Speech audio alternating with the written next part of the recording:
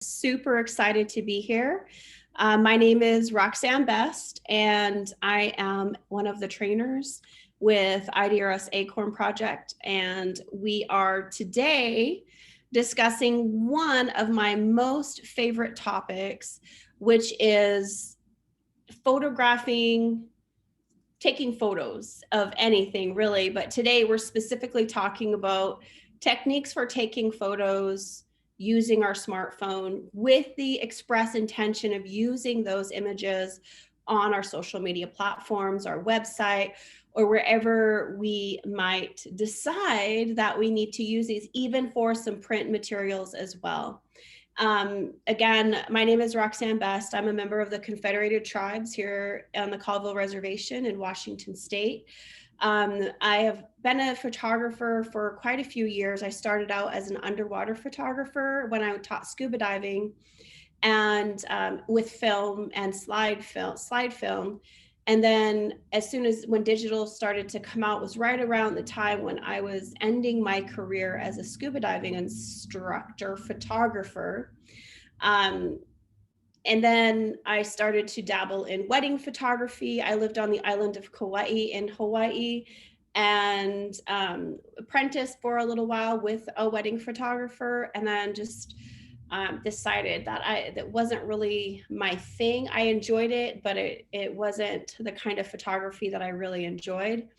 And I liked being the second shooter more than I liked being the person who had to pose everybody, because a second shooter captures candid images or images of more of the unexpected stuff, or the things of people just being themselves and not being posed, which is very similar to what we want to capture when we're photographing ourselves or other people for our social media platforms.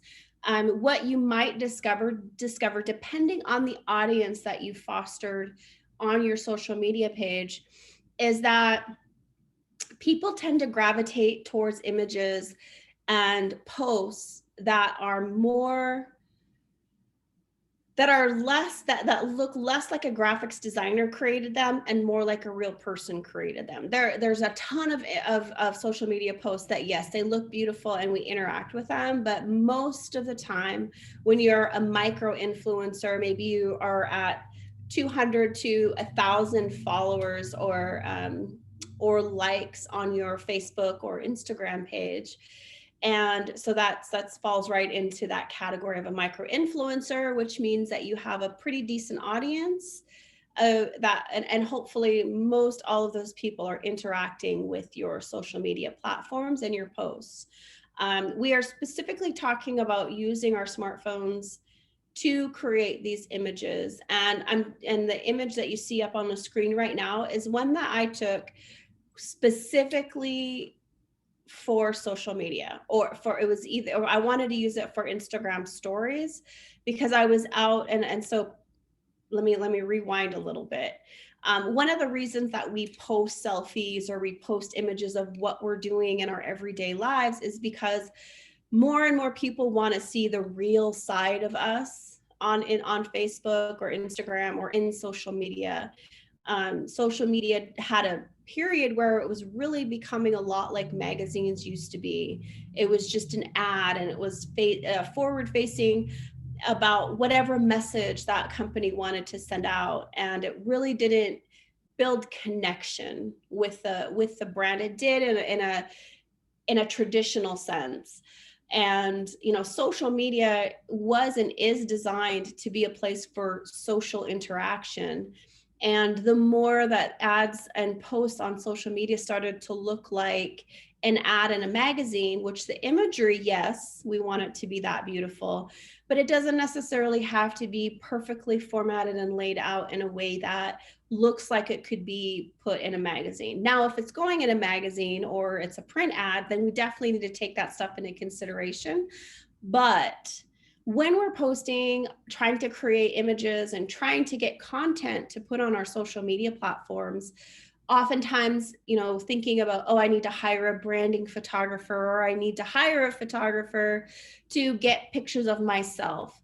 And, this image that you see here, like I was alluding to before I went off on my little trail of explanation, I was shooting with the intention of using it for an Instagram story. So the orientation of the image is a lot different than if I were to be shooting this image for a Facebook post or a traditional square Instagram post. So you can see the way that the image is framed. My finger is pointing at the water because I was out scouting stand-up paddleboard yoga locations. And as I was scouting the locations, I was pointing, and then the intent is that I'm going to cut out someone on a stand-up paddleboard doing a yoga pose, and the caption's going to be, "Would you paddle here?" Or "Can you see yourself here?" Something to engage folks in the post, and also, just pointing out the fact, no pun intended with the pointing, since I am pointing, that this image wasn't just a selfie of me. It's a selfie of me with the intention of getting post engagement and getting people's curiosity sparked. Like, hopefully comments like, "Where are you? I'd be totally down to do stand-up paddleboard yoga. What a beautiful location."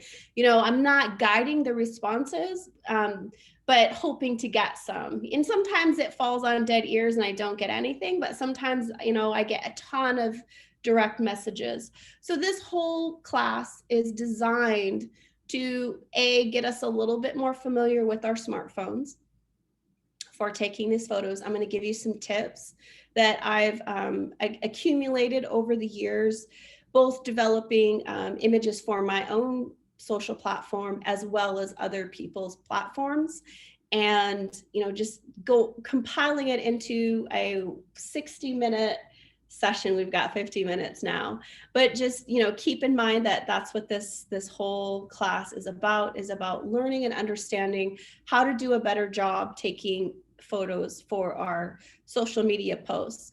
Now, if you want to get really specific about doing photos of your products, then we have a 2-day course that's designed to go deep dive into, the product photography. This one, we're going to dabble in that space, but mostly it's just about learning to create content for our social media platforms. So the number one tip that I get and can give is to know your camera. There's nothing more awkward than someone handing me their camera. I'm an iPhone user, and someone handing me their camera, which is like an Android or one of those like foreign cameras to me, and they're like, "Will you take a picture for us?" And I'll, like, 9 times out of 10, I want to say, "Let me use my phone because I know that camera and I know I can get a really good photo of you." And so what we want to do is create a similar feeling when we're taking photos. Like, we want to know our phone camera so well, all the cool things that we can do, that it just feels weird to use something else. And obviously most of the settings and everything in our phones is very similar, or most of the options for photographing are similar across all smartphone photography. There's some the Android, I think it's the I get confused if Android and Galaxy are the same thing. I think Samsung Galaxy, Android is a different phone, but there's a few things that iPhone has that the Android doesn't have. And so, just familiarize yourself with whatever camera you're using. And we're talking about the smartphone today, whatever you're using, your iPhone or your Android, whatever device you're using with a camera on it. It's not about much except understanding how to get the best quality images from our device. So some of the things that we want to learn how to do, and I've lost my connector, so I apologize. I thought I had it plugged in, but I moved it somewhere. But first thing we want to understand is I did not lose it. It was just coiled up with my remote trigger. We want to know all the functions of our phone. And so how do we control focus? One of the big mistakes I see is a lot of people taking photos and they let the camera decide where the focus is going to be. And, also understanding how to use the AEAF lock mode on our phones, especially when we're getting set up on a tripod and doing, a lot of photos, maybe some self-portraits and things like that for social media. And also understanding how to use our exposure control and different shutter release options. And I'm going to now just stop the screen share for the slideshow presentation, and I'm going to share my phone screen because I just want to walk you through some of these options in our phone. So let's go ahead and share. And so this is my phone screen, and I'm just going to apologize if you see in the screen. I'm just going to turn my back, turn the camera on. So right now you're just seeing, this is another setup that I use sometimes for shooting photos or setting up for a class. If I want to sit, I'm at my standing desk right now, so I'm using my bigger ring light. But anyway, this is a great place for us to look and see, how to use these different functions. So the first thing is focus control. So let's say that I am photographing this. I'm going to move this a little bit closer. I'm going to take some of these things off because we don't really need them. And so let's say I'm using, this is my item that I'm photographing, and I want the ring light to be in focus. So I tap anywhere on the screen that the ring light lives, and you can see how it's adjusting the focus. Now let's say that I don't want the ring light to be in focus, but I want this this item up in the back to be in focus.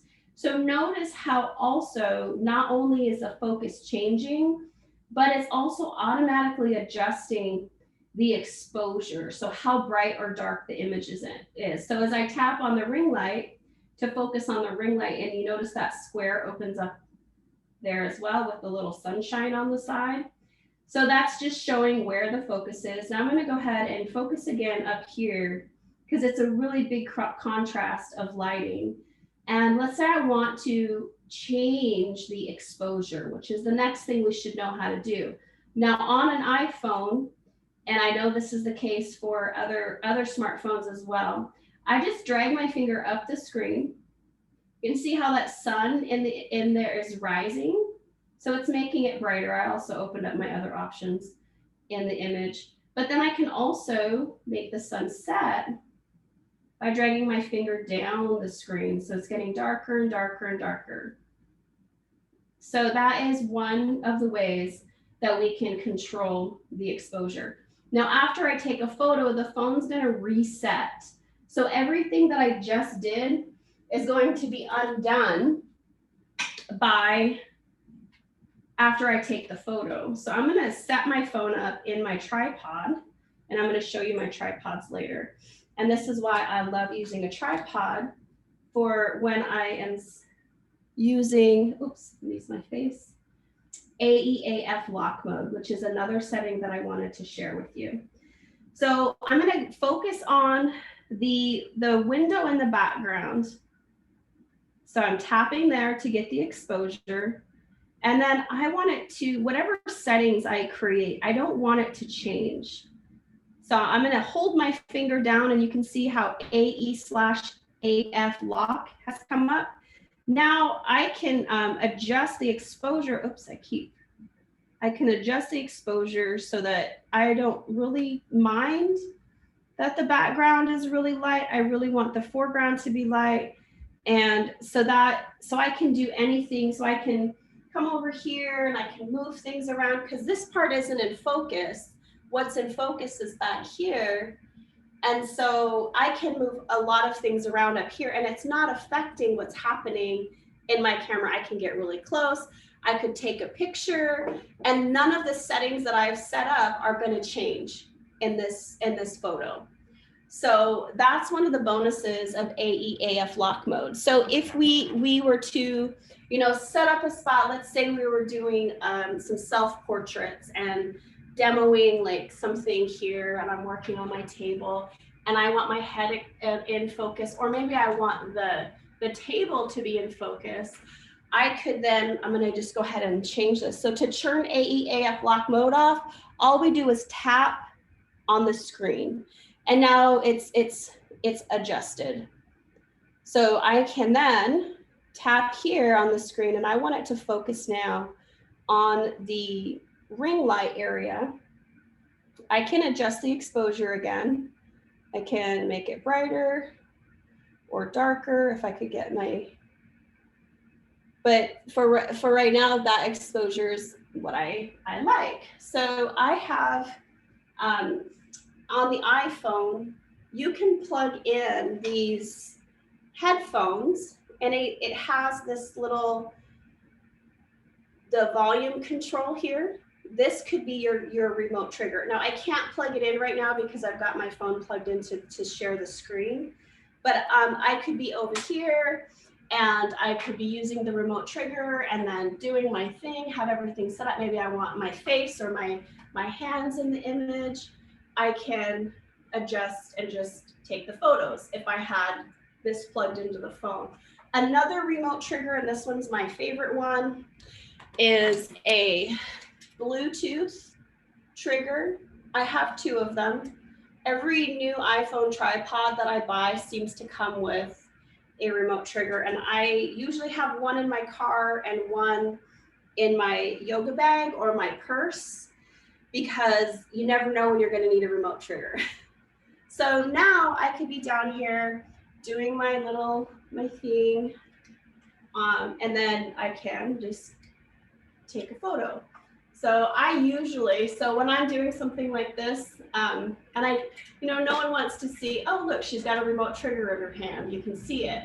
So what I do is I put it on the floor, and I'm usually barefoot, and I will trigger it because I want to have my hands. So I just took a photo, and all I'm doing is using my toe to, oh, now I'm shooting, oh no, I'm still shooting a photo. I'm using my toe to trigger. Now, another thing that I want to point out, and this is in another slide, but you can see how my face looks really hazy and a little bit really low contrast. And I'm going to show you a way to fix that here in a second. So we talked about how to control the focus. We talked about AEF lock mode. We talked about the shutter release options. So the shutter release would be using the headphone trigger to take the photos, using a Bluetooth connected remote trigger. So those are the things I wanted to demonstrate here. And I might go a little bit deeper into some of the, autofocus and depth of field things here in a second. But I want to make sure that I get through everything so that we're not left missing any content. Okay, so the next thing, and I should have just kept my camera screen sharing on. I forgot that this was the exact next slide. So I'm gonna go ahead and stop that screen share again. And I'm just going to go back to my phone because I want you to see what a miracle difference it is to use our phone, or what happens when we actually clean the lens on our phones. And I usually just use a t-shirt, but the shirt that I have on right now isn't really great. Actually, there we go. Like the terry cloth or the regular t-shirt material is usually the best for this option. And so I'm just gonna really dirty up my lens. So nothing is really very sharp and clear. You can see I'm getting these weird light streaks in the image. So a lot of times when we are taking photos with our smartphone, this will happen. And we think that our lens is ruined, but in reality, all we need to do is clean the lens. So all I'm gonna do is take this t-shirt material, and I'm just going to, actually, I wanna give you a better demonstration of how much of a difference cleaning the lens makes. I'm just going to use this as the object. I'm going to filter this backlight out a little bit so we can really just see the object. Let's see, I'm going to do this.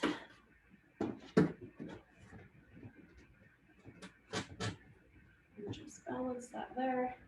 Now, this isn't a normal setup that I would have. I'm just using this to demonstrate how to make these, how much of a difference cleaning our lens makes. And you can probably guess how much of a difference it makes, but sometimes seeing is believing. Woo. So I've adjusted the height of my tripod, and I'm trying to pull my computer off the stand. And I'm just going to frame the image. It's still in AE/AF lock mode. So I want it to just lock on to the lotus flower. And so you can see it's still kind of blurry and doesn't look fantastic. So now I'm just going to take my t-shirt and clean the lens.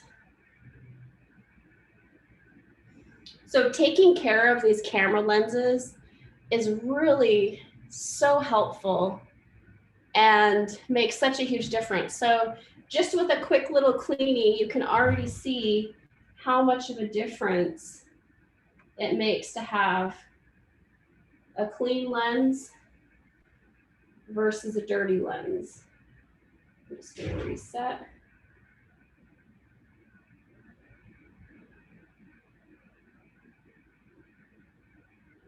Okay, so this is clean, and I'm just going to make it nice and dirty again. And then this is dirty. So you can see it really does make a huge difference. So before you think that your phone and camera are just not great, I'm going to take a photo. Make sure that you check and just make sure the lens is clean, especially when we're doing selfies and taking a photo of ourselves. It makes a huge difference because a lot of times when we're talking on the phone, we get oils from our skin or makeup on our lenses, and it makes everything just kind of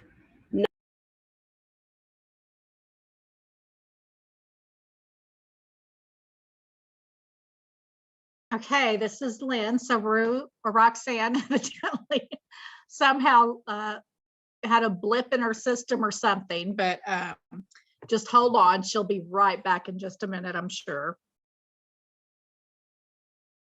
I'm actually texting her right now to make sure I know that she's aware. And there she is.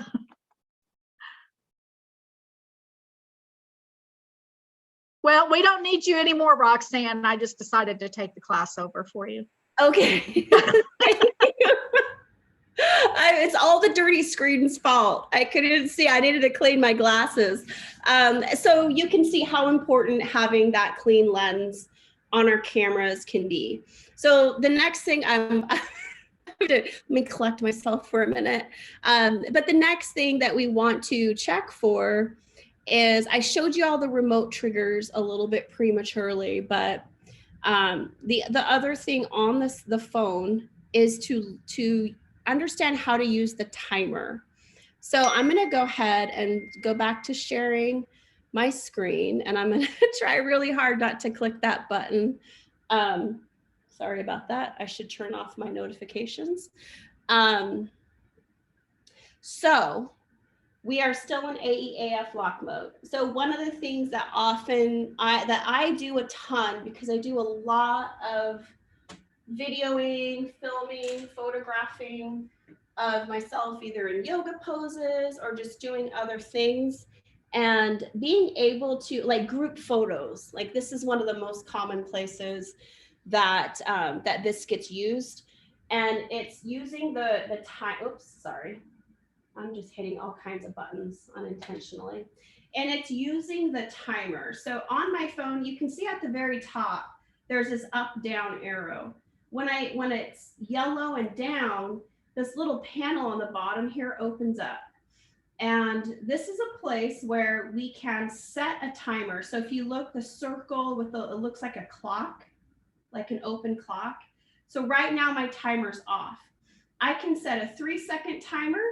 And so once I hit the trigger, I'm just gonna hold it. I'm gonna pretend. And it counts down. And then it just took the photos. Or I could set a 10-second timer, which obviously it takes 10 seconds. So I could set this up and it counts down. So now I have plenty of time to get where I need to be. And then takes the photos. And what the cool thing about this is it takes like a series of 10 images. So if I open up my photos here, I should put my glasses on so I can actually see what I'm doing. And I can hit select. And so now from all of those photos, I can select which one I want to keep. And it usually does, usually it's the one right in the middle, but it's so helpful to be able to do that. I'm gonna just do this. So it does a 10-shot burst. I'm gonna switch the timer back to 3 seconds. And I'm gonna go 3, 2, 1. And then this is a better way for you to see how that is beneficial. So you can see how my hand is just starting to come into the screen. And then it's getting a little bit more. It's still blurry because I'm still moving. And now it's getting a little sharper. And now it's the photo. And then usually it starts to be people like not smiling anymore or me like coming out of a pose. But anyway, so then if you decide, you just pick which one you like the best. And I usually zoom in to see which one is the tightest focus, which none of these are. I don't think it focused on my hand at all. But this is another area where having AEAF lock mode set would be super helpful. But anyway, so you get the idea. So I could just check and say, I'm gonna say done. And then I only want to keep the one that I like. So that's how that works. All right, so using that timer is super, super valuable. You can also, this filter over here is another great feature for social media. So it automatically in camera creates filters. And sometimes that can be really useful. And it has a lot of really cool, not a lot, it has a pretty decent amount of filters for just the iPhone. And the only problem that I have with using these in-phone filters is you can see up here in this back area where that plant is, it doesn't really look real. The lighter that you see, the button, is actually orange and it looks a little bit reddish. So I like to do this in post. It still looks a little reddish, but that's just the light is not right. So I like to shoot with original and add filters later, because then, you always have the option to go back to the original. Like if you pick to go dramatic black and white, there really is no way to add color back into this if you want, but it's always easy to take the color out. So you can use these filters. It's up to you, you decide. To get back to the list, you just tap on the icon. So I just tapped on the 3 circles. So that opens it up, tap on it, it closes it. So some other things to look at here are so if you don't want to drag your finger up and down on the screen, what you can do is use this option, which will change the exposure. So adding more light, taking light away. And all I'm doing is sliding my finger across that little slider on the bottom. So that's another tool on the phone. we're going to get a little bit deeper into this, but since we're here, I just want to talk about the ratio. So 4:3 is like a normal photo. Just if we were shooting 35mm film, this would be pretty close to the dimensions. It's not exact, but it's pretty close.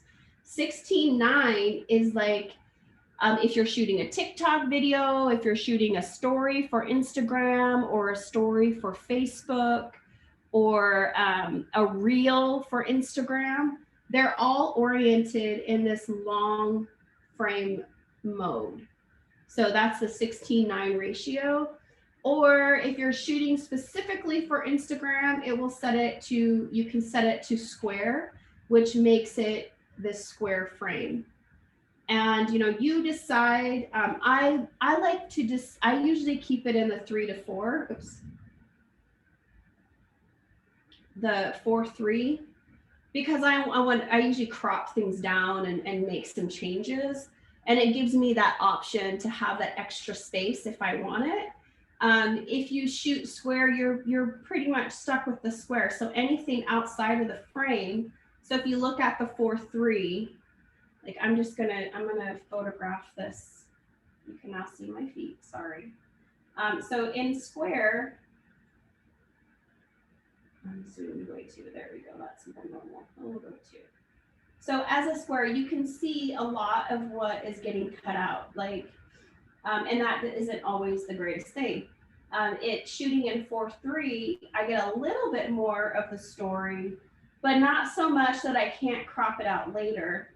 Shooting in this mode in 16:9, now all it did is it filled the frame from top to bottom, side to side in my phone. So again, decide what am I shooting for. Now, if I'm shooting for an Instagram story and I set it to square or this 4:3, when you put it in your Instagram story, you're going to have, or reel or TikTok video, you're going to have this weird space in the photo. So decide what you want to do with that option as well. So get to know your phone. That's the first step in any great photography experience for understanding our smartphones, understanding some of the options and the things that our phones have the capability of doing for us to make our photos from our smartphone look just way, way, way better. I see a couple people are raising their hands. If you would be so wonderful and post your questions in the Q&A section. And on the bottom, it says Q&A, and I'm going to leave some time at the end to answer any questions. If I start answering questions now, I might not cover everything that I was hoping to cover. So the next thing that we want to pay attention to is shooting with understanding the purpose of the photo that we're taking. Why am I taking this photo? Am I going to use it for Instagram? Am I going to use it for TikTok? Am I going to use it for a Facebook post? Or am I going to use it for an Instagram post? And if you don't know the differences of those, we will be doing this is a monthly webinar on social media, and the intention of next month's webinar is to be about understanding the different platforms and options in those platforms and why we would use them or why we wouldn't use them. That's the intention. It might change. There's so much new stuff coming out with social media right now. It's hard to decide which options to go with, but right now that one is looking like it's the topic that most people are wanting to learn more about, because not everybody knows what an Instagram reel is and so on and so forth. So that will be next month. So if you don't understand what I'm talking about, you will definitely in next month's webinar. So what are we shooting for? What orientation do I need to use? I showed you the different settings in the phone so that we can create those orientations, but I'm just going to go back and share my phone again. and I'm going to show you a couple of different photo shoots that I've done. So you can see the images that I just took. Don't look at how many photos I've taken. I so need to clean up my stuff. But so I do a lot of food photography, and these are unedited images. So here's one of a self-portrait that I did right after a workout. And it's one that I used in stories. So you can see the orientation is long, and it's not a beautiful photo of me. It wasn't meant to be. I was really, really tired. I did a 30-minute HIIT workout, so it was crazy. But anyway, so the orientation of the photos matters when we are looking at how we're going to use it for content. So I just wanted to get up to some of these product images that I was playing around with. And these images were intended to be used to promote the items in the images. And one of the things that I really like to do is to create, like this photo here might be one of the best examples, is to create a lot of negative space. Now the composition isn't perfect, but you can see in all, like on the square tile, all that space around the items, I could use that to add text. I could use it to, add another photo in there. Maybe I want to overlay a photo, a close-up photo of one of the aromatherapy bracelets, but it leaves space to add copy, or like if you are interested in aromatherapy bracelets, reach out to blah, blah, blah, blah, blah. Or have you ever had an aromatherapy bracelet? Or do you even know what aromatherapy is? Whatever your call to action, or whatever the intention in the post is, maybe you just want to put an inspirational quote. And why not have our products or a representation of our service in the images that we're taking, and then putting inspirational quotes on them? And everybody has a different idea of how to utilize that. So, this could just be a background, and then I could type my inspirational quote over the top of it. If you didn't take the Canva workshop, I think that was last month. I believe that there's still access to it. You just have to reach out, and we might be able to get that to you. If not, definitely reach out to me. I'm happy to give some pointers on Canva if you don't know what that is. But in Canva, you can add like all sorts of amazing graphics. So I just want to pull up so I did a hike with my son and my girlfriend and her daughter a couple weekends ago. And unintentionally, I did not expect to be doing a photo shoot. And my 7-year-old, he's now 10, 7, I just said 7. He's 10, and you can see him in the picture down below. And he was my photographer for 90% of the photos. And so I directed him a little bit on how I wanted the images to be.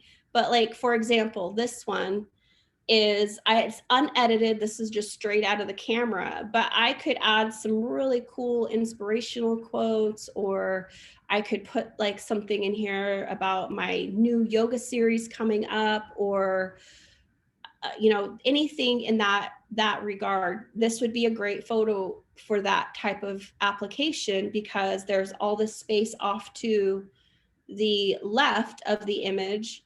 And it's not really about me. It's just about capturing this beautiful location and me just pretending to be doing some actual yoga poses.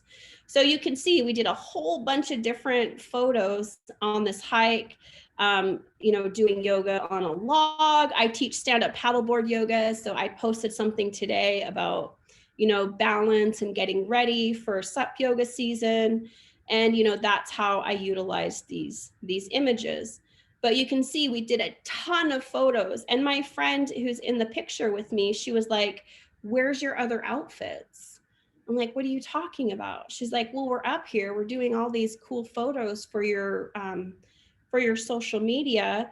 If you had different outfits, it would look like it's different days, or different hikes."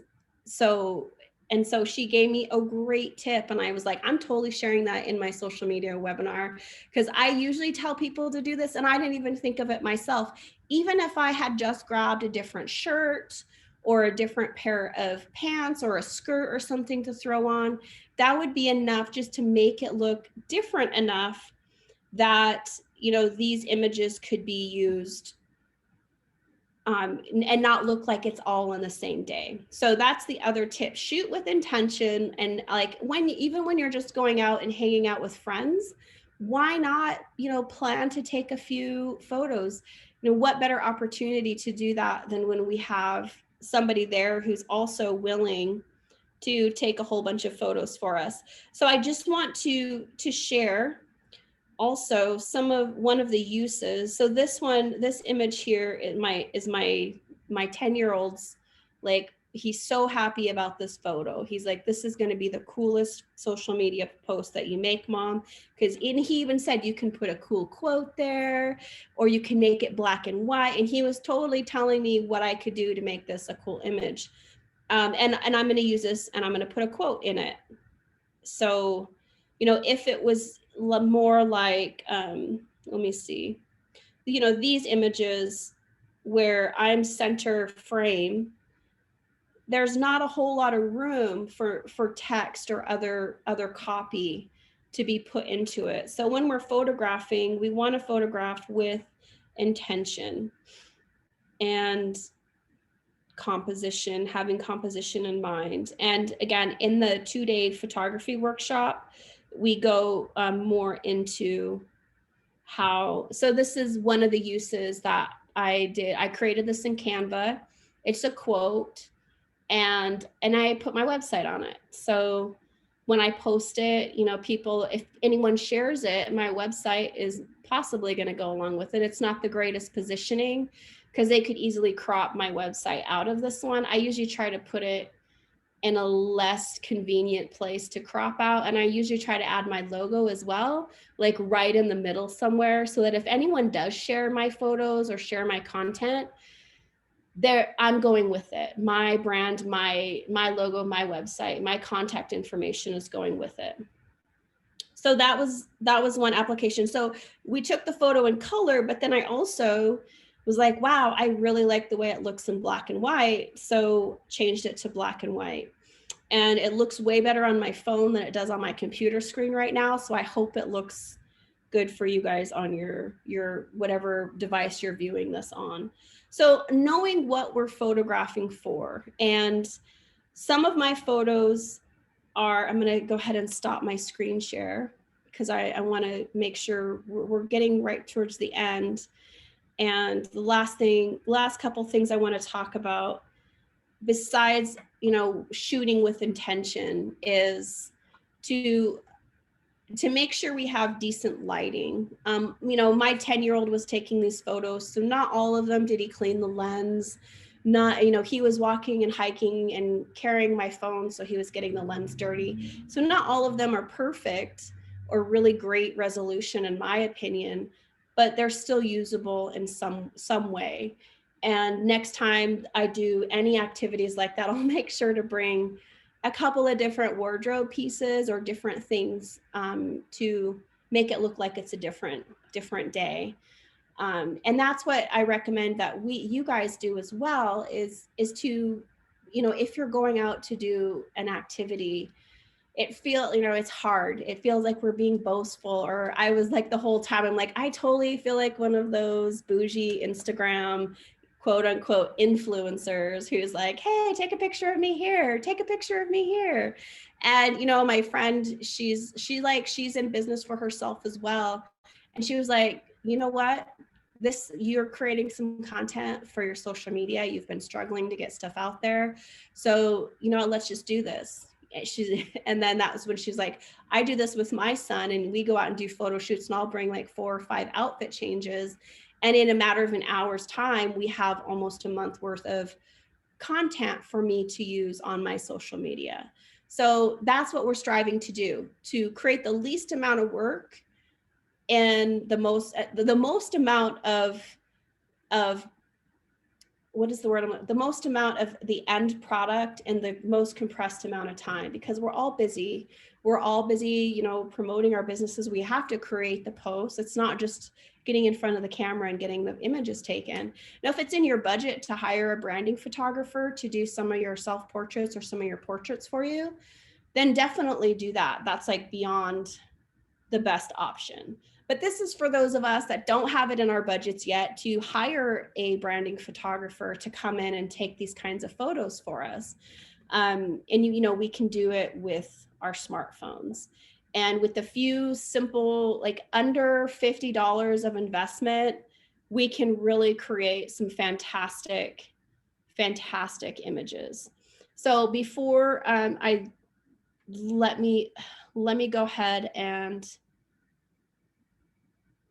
so there's some great, I also like to use those flour sack towels that you can buy at Walmart in the arts and crafts section all the time to clean glasses. Yes, those are great. And if you have a microfiber towel that you use to clean your sunglasses or glasses, that's also another fantastic option. So the last slide, we're going to talk a little bit about lighting, but I want to make sure that I leave time for questions. But the image size matters, and I'm not even going to go into full screen mode. So 51% of all viewers on social media look at social on a mobile device, but there's still 42% that prefer to look at images on a computer.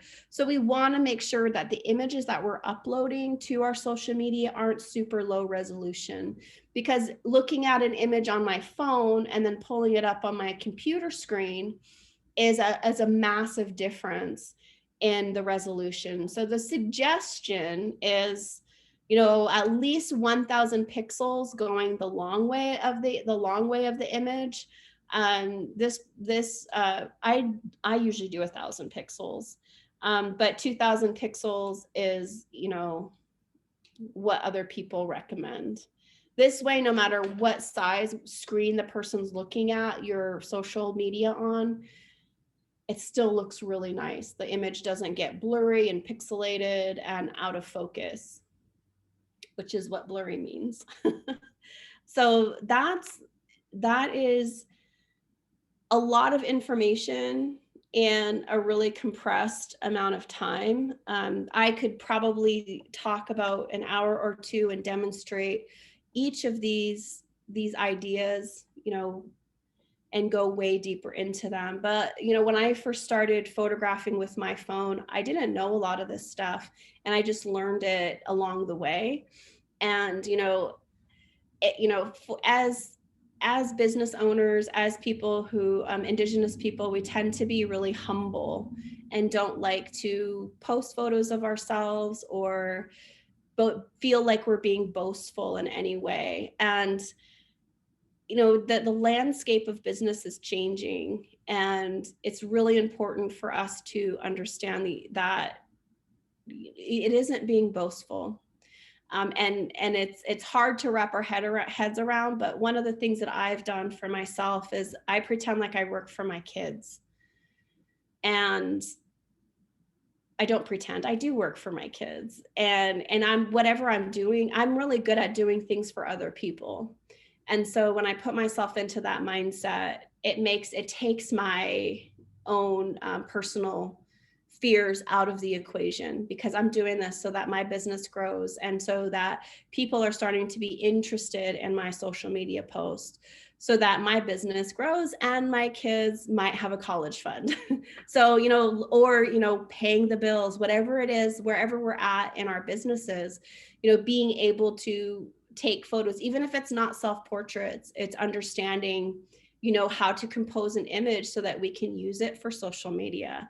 It isn't, taking a candid and posting it is great. Those are really good, but being able to be mindful of it and go at it with intention. The other thing that I like to recommend is to create a shot list. I do a social media. I'm doing one for myself right now. And, what kind of images do I need? I'm leading up into a busy season in my stand-up paddleboard yoga business. So I need to start building up and ramping up that type of information. And so I'm creating the strategy over the next month. How am I going to start drawing the focus, drawing the attention and awareness to my stand-up paddleboard yoga classes? And so all the photography, all the stuff that I'm starting to create is leading up into that space, so that it isn't just all of a sudden you're seeing stand-up paddleboard yoga information, which is okay. It's not a bad way to go about it, but it's just more intentional, and whatever it is, making sure that we are being more intentional about our strategies with our photo sessions. Before I go into lighting, I just want to make sure I add, yeah, Martha Lee, is a dirty t-shirt best for cleaning the lens? It is not, but in a pinch, it's better to use a t-shirt than it is to not clean your lens. So, the whole idea is that we don't say, oh, my lens is dirty, I only have my t-shirt on or a shirt to clean my lens with. And so you don't clean your lens. These lenses on our smartphones, they're super durable. I mean, they go into your purse, they go all over the place, or into your back pocket. A dry t-shirt is better. Yes, having a cleaning solution, especially if there's oils or anything on your lens. Sometimes when you're using your dry t-shirt, sorry, Martha, it just moves the oils around and it never really gets off. So you'll know when you see your lens clean for the first time and take a photo, and then take one again with a dirty lens, you know when your lens is dirty, because these cameras take pretty fantastic photos. So Rosalie, yes, tripods. That is actually on my list of things to talk about. So if there's no more questions in the Q&A, I'm going to go ahead and talk about tripods really quick. So in my world of photography, I just adjusted my screen. I have several tripods. This is the one that I use the most right now. It compresses down and it can be used for video or it can be used just for photo. I don't really worry about too much of that. I just use it to stabilize my camera when I'm videoing my yoga classes or doing some self photos or whatever I'm doing. I just need it to be the same height, same whatever for a photo shoot. I found this on Amazon. I want to say it was like $25, but it came with the remote trigger and it has a lot of really cool options. And I really like it. So, and it's really lightweight. I have another one that's very similar to this that lives in my yoga bag, so that if at any point, like I have a big giant group of yoga students and they're willing to do a picture, I'll set up my tripod, turn on that timer, and then go for it. So the way that most of these tripods work is the phone connects in. So I've got this loose right now because I was playing around with it. And then it just sits in the tripod. And this one, because it's a video, most of them do this as well. So you can shoot portrait mode, which is straight up and down, or landscape mode, which is sideways. So portrait, landscape, which again, that's going to make a big difference. Am I shooting for my Instagram reel or my TikTok, or am I shooting for Facebook? So if you're shooting for Instagram, it doesn't really matter because it's going to be square. So all the edges are going to be the same length. But that's a super important feature. The other tripod that I absolutely love, and this is one that usually lives over by my stove, or it lives in my kitchen because it has this grip that attaches to my tables, and it has this really awesome bendy arm. So I can, this is an old phone that I just used for the reflective surface. It's broken. But I can set up, and if I'm chopping or assembling something, I can video it while that's happening and not have to touch my phone. Or if I have my remote trigger, I can have my remote trigger there so that I'm able to, trigger it with my toes or whatever, however you can figure out how to do it, and still be able to frame it, capture the photo. And I really like this because you can use the front facing camera, and it really is super helpful. Another way that I use this is setting up for like face videos where I'm just talking into the camera, because I can get it to the right height. I can put my phone in, I can turn it to whichever orientation I want it to be. And then I just do my video. Hey, what's going on? Okay. So that's another tripod that I really love. And then I just wanted to show this one. This is a tabletop tripod that I used to use for doing video. But what I did, and I don't really use it very often, except when I found this cool adapter for mounting my phone. So it has a quick release plate, and what the adapter is this. So this is this all goes to the tripod, the quick release plate. I'm not going to put it in right now, but this holds my phone. And so now I can use even my really nice tripod that I usually use with my DSLR camera. I could hook this up to it. So all you're doing is twisting this in. And then you have like a really nice, even if you have any other tripod, this little adapter, I think was like maybe $10. You can use your fancy tripods now for your phone. And boom, there you go. And I have my really, really expensive big giant tripod that I could hook this same adapter to that tripod and still be able to use it with my phone if I don't want to have my big camera out.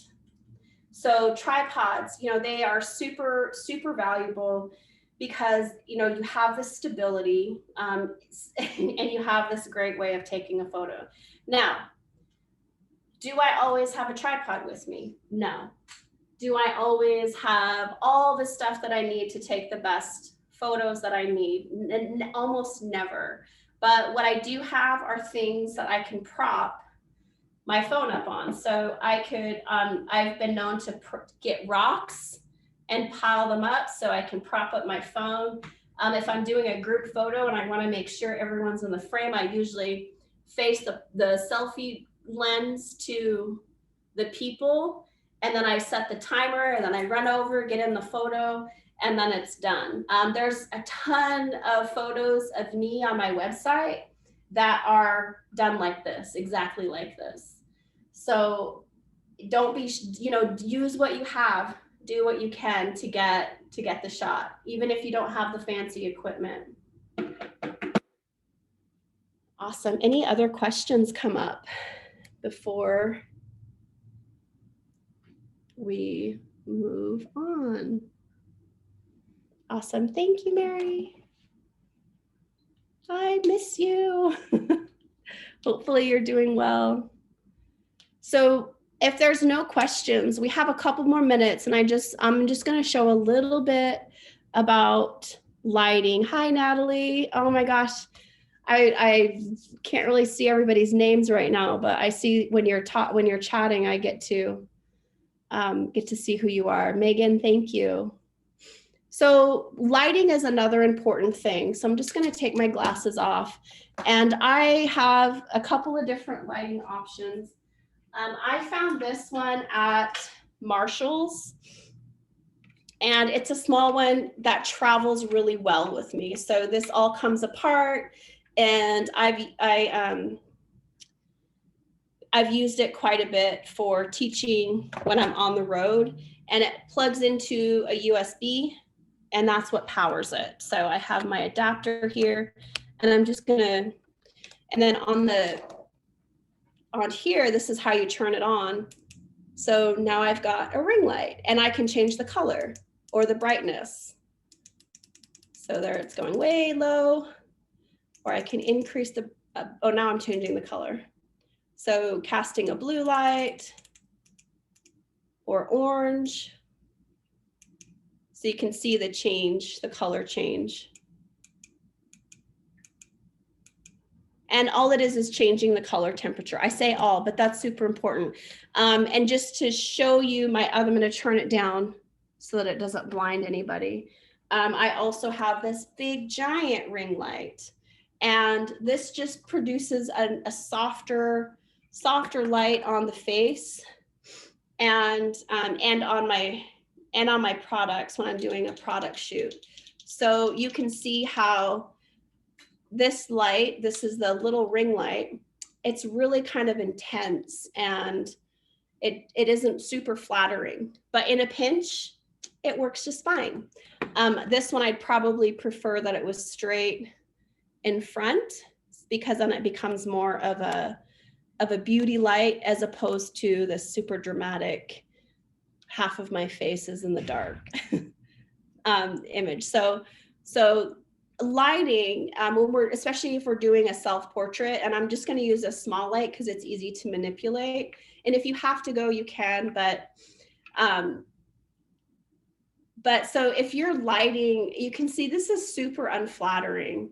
And as we get the light more in the face and more even lighting, it really changes the way we look. Now, so you can see here, this is that scary campfire telling scary stories. It really accentuates all the dark circles under the eyes. And then if it's straight overhead, so think about a bright sunny day, and we're outside in the middle of the bright sunny day. My forehead is so lit and bright, but my face is dark. So that's what's going to happen if we're doing a similar type of photo shoot. So on a bright sunny day, the best thing to do is to go stand in the shade and take your photos there. All right, so that's, there's more on lighting, but we cover a lot of the stuff in that 2-day photography workshop, which I think there's more coming up. And if you're not already following the IDRS Facebook page or following us on Instagram, do that, because that's where we post a lot of these workshops and trainings that are coming up, and that way you can stay in the loop. All right. Thanks so much, everyone. I appreciate you, and I appreciate your questions. Dirty t-shirts and all. Just kidding.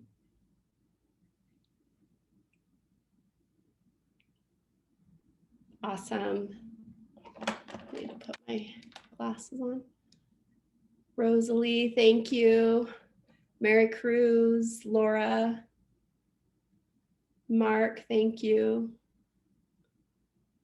Awesome. I hope you all have an amazing, amazing day.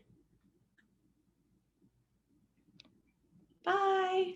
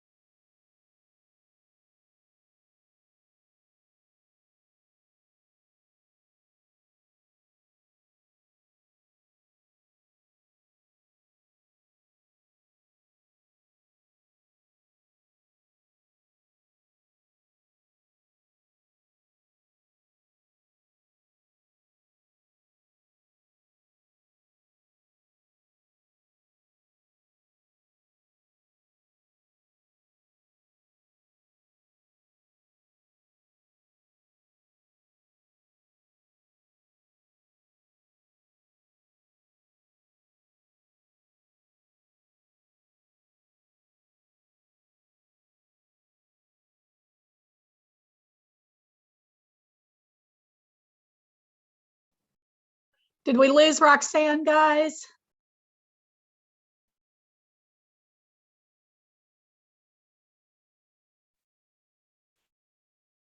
I'll call you back. Bye. Sorry, I stepped away to answer a phone call and come back, and I see Roxanne is gone. So let's give her just a second.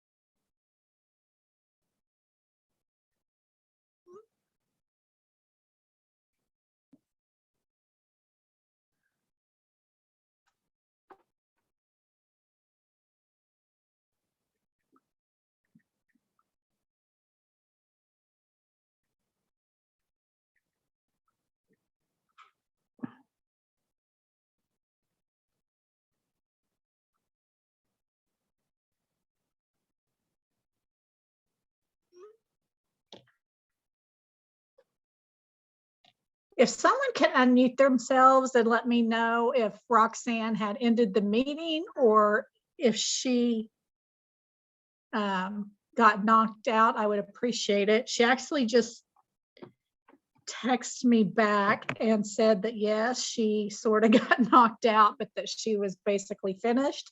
So I guess we'll go ahead and just end there. And this session is being recorded, so I'll make sure and provide you with a recording of this session that you can rewatch if you like. So with that, I'll just wish all of you a good rest of your day and see you next time.